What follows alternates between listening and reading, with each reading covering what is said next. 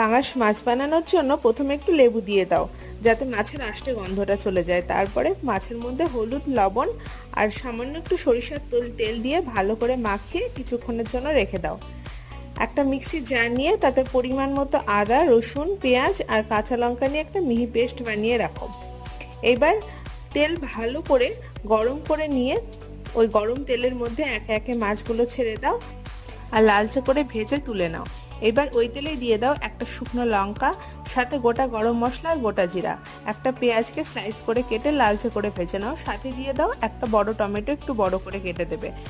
এর সাথে দিয়ে দাও আগে থেকে রেডি করে রাখা মশলাটাকে। দিয়ে দাও সামান্য কিছু বেসিক মশলা, হলুদ গুঁড়ো, লবণ গুঁড়ো, ধনিয়া গুঁড়ো, জিরা গুঁড়ো, শুকনো লঙ্কার গুঁড়ো। সব মশলা ভালো করে কষে গরম জল দিয়ে ফুটিয়ে নাও। ঝোলটা ফুটে আসলে দিয়ে দাও ভেজে রাখা মাছগুলোকে। ঢাকনা দিয়ে 5 মিনিট মতো রান্না করে নাও। পাঙাশ মাছের ঝোল রেডি। লাস্টে ধনিয়া পাতা কুচি